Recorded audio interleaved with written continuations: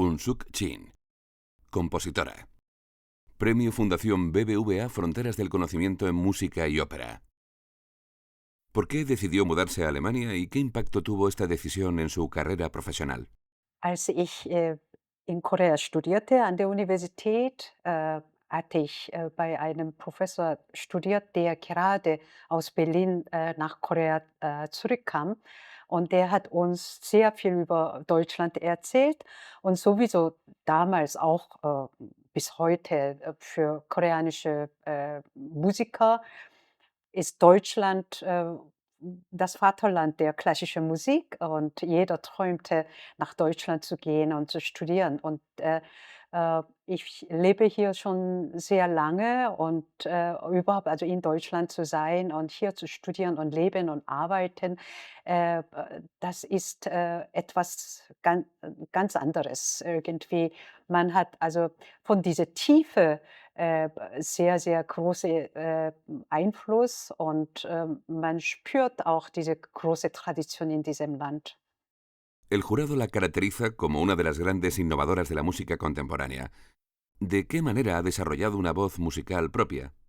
Für mich, innovativ zu sein, heißt nicht nur, dass man, neue spezielle musikalische Material, entwickelt, sondern, diese Material also in den Ganzen zu integrieren und seine eigene Sprache, zu entwickeln. Und nur so, kann man, seine eigene, musikalische Persönlichkeit entfalten.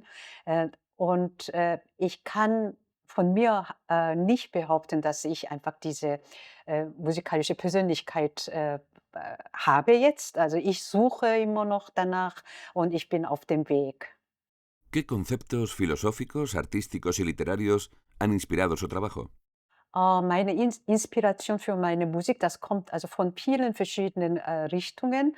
Also, nicht nur Philosophie, sondern auch, von der Literatur und alle, Sachen, die ich gelesen habe, oder alle Musik, die ich, gehört habe oder alles, was ich in meinem Leben so erlebt habe oder, Kunst, was ich bei irgendwelche Ausstellungen gesehen habe. Alles, was ich in meinem Leben, erlebe, wird, als Einfluss auf meine Musik. Als ich jung war, habe ich eine Reihe von Stücke geschrieben, für Ensemble oder Orchester mit, Stimme, also mit, Sänger. Natürlich, also ich brauchte Text und damals habe ich also sehr, mich interessiert in, absurde Texte, absurde Theater oder Texte, weil ich, gezögert habe, Texte mit semantische, Bedeutungen zu benutzen, weil ich also fürchtete, dass, solche Texte also zu viel Emotionen an die Zuhörer, geben könnte. Deswegen habe ich, Texte bearbeitet und nur abstrakte Texte benutzt und Texte, als, Werkzeug nur als Werkzeug zum Singen, gebraucht. ¿Cómo ha expandido el uso de la voz mediante diversas técnicas en sus óperas?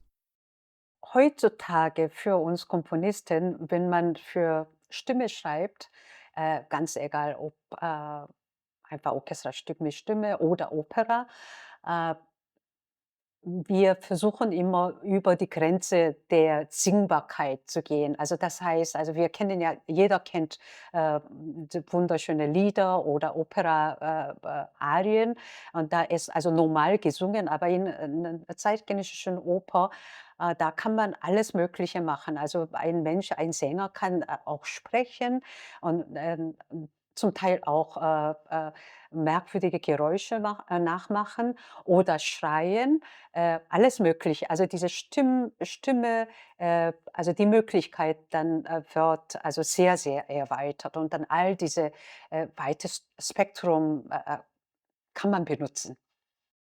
Este premio reconoce el poder expresivo de su música para representar mundos simbólicos. ¿Qué mensajes fundamentales ha querido transmitir al público a través de ella?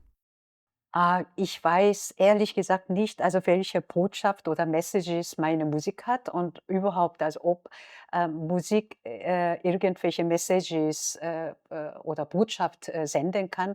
Aber nur, ich möchte, Musik machen, und,